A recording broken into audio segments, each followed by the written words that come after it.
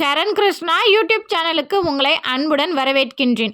குழந்தைகளை முதல் பள்ளிக்கு அனுப்பும்போது இந்த ஒன்றை குலதெய்வத்திற்கு செய்ய மறக்காதீர்கள். அது என்ன செய்யணும், எப்படி செய்யணும் அப்படிங்கிறத பற்றி தான் இந்த வீடியோவில் தெளிவாக நம்ம பார்க்க போகிறோம். நம்ம சேனலில் உள்ள வீடியோவை ஃபஸ்ட் டைம் நீங்கள் பார்க்குறீங்க அப்படின்னா மறக்காமல் நம்ம சேனலை சப்ஸ்கிரைப் பண்ணி வச்சுக்கோங்க. நம்ம சேனலில் தொடர்ந்து குலதெய்வ பதிவுகள், ஆன்மீக தகவல்கள் வந்து கொண்டே இருக்கும். வாங்க வீடியோக்குள்ளே போகலாம். கோடை விடுமுறை முடிந்து குழந்தைங்க எல்லாம் ஸ்கூலுக்கு போக தயாராகிட்டு இருக்காங்க. இந்த நிலையில் புதுசாக இப்போ 4வது வகுப்பு முடிந்து 5ஆம் வகுப்பு போகிறாங்க. 5ஆம் வகுப்புக்கு முத காலடி எடுத்து வைக்கும்போது நம்ம வீட்டில் முத பிள்ளைய ஸ்கூலுக்கு அனுப்பும்போது நம்ம வீட்டில் குலதெய்வத்திற்கு இந்த எளிய ஒன்று தான், அதுவும் பிள்ளைங்க கையால் நம்ம செய்யும்போது குலதெய்வத்தின் அருளால் நம்ம பிள்ளைங்களோட படிப்பு என்றைக்குமே மேன்மையுடன் இருக்கும். அந்த படிப்பில் அவங்களும் அதிக ஆர்வத்தோட ரொம்பவே நல்ல மதிப்பெண்கள் எடுப்பாங்க. அப்பேற்பட்ட எளிய வழிபாடை பற்றி தான் இந்த வீடியோவில் தெளிவாக நம்ம பார்க்க போகிறோம். பொதுவாக ஒரு ஸ்கூல் திறக்க போகுது அப்படின்னாலே பிள்ளைங்களுக்கு ஆர்வம் ஒரு பக்கம் இருக்கும். ஒரு சில பெற்றோர்கள் என்ன பண்ணுவாங்கன்னு பார்த்தீங்கன்னா, நீ சொன்ன பேச்சு கேட்கலையா, நீ ஏதாவது தப்பு பண்ணுறியா, நான் உடனே ஸ்கூலில் நான் போய் சொல்கிறேன், ஸ்கூலில் அப்படி பண்ணுவாங்க இப்படி பண்ணுவாங்க, மிஸ்ஸுக்கிட்ட சொல்கிறேன், அடிக்க சொல்கிறேன் அப்படின்னு சொல்லி ஸ்கூலை பற்றி ஒரு பய உணர்வை ஏற்படுத்துறது. இதனால தான் குழந்தைங்க ஸ்கூலுக்கு போகிறதுக்கே அழுவாங்க. இது முற்றிலுமான தவறான ஒரு விஷயம். ஸ்கூலுக்கு பிள்ளைங்க போகிறாங்க அப்படின்னா உங்கள் ஸ்கூலில் நீ நிறைய விஷயம் தெரிஞ்சுக்க போகிற, உனக்கு நிறைய ஃப்ரெண்ட்ஸ் கிடைக்க போகிறாங்க அப்படின்னு நீங்கள் பாசிட்டிவாக சொல்லும்போது அந்த குழந்தைங்களுக்கு ஸ்கூல் போகிறதுனாலே மிகப்பெரிய ஆர்வத்தோட ரொம்பவே ஆசையாக ஸ்கூலுக்கு போவாங்க. அதே போல் பெற்றோர்களும் ஆசிரியர்களும் 2 பேரும் சேர்ந்து அந்த குழந்தையை வழி நடத்தும் போது அந்த குழந்தை படிப்பில் கண்டிப்பாக ஒரு நல்ல நிலைக்கு வரும்.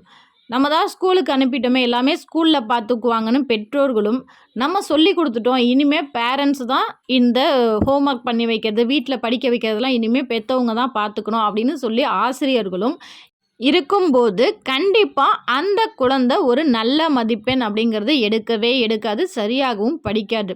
2 பேரும் இணைந்து அந்த குழந்தையை வழிநடத்தும் போது கட்டாயம் அந்த குழந்தை கல்வியில் மிகப்பெரிய வெற்றி அடையும். பல குழந்தைங்களுமே இப்போ ஸ்கூல் திறக்க போகிறாங்க, எனக்கு அந்த பொருள் வேணும், இந்த பொருள் வேணும், அது வாங்கணும், இது வாங்கணும்னு நிறைய லிஸ்ட்டு போட்டுட்ருப்பாங்க. போன வருஷம் பயன்படுத்தின பொருள் நல்லா இருந்துச்சு அப்படின்னா ஒருபோதும் அதை குழந்தைங்களுக்கு வாங்கி கொடுக்காதீங்க.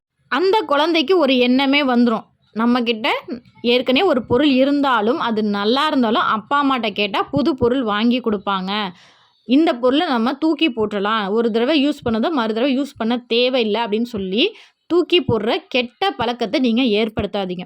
உங்ககிட்ட ஒரு பொருள் இருக்குது அப்படின்னா அது அப்பா அம்மா கஷ்டப்பட்டு வாங்கி கொடுத்ததுப்பா, இந்த பொருள் உடையிற வரைக்கும் நீ யூஸ் பண்ணு, உடஞ்சா மாற்றிக்கலாம் அப்படிங்கிற ஒரு நல்ல பழக்கத்தை இப்போலேருந்தே கொண்டு வாங்க. கண்டிப்பாக அந்த குழந்தை பெரியாள் ஆகும்போது பொருட்களை பற்றி அதோட மதிப்பை பற்றி தெரிஞ்சு வளருவாங்க. அது அவங்க வாழ்க்கைக்கு ரொம்பவே முக்கியமானதாகவும் அமையும்.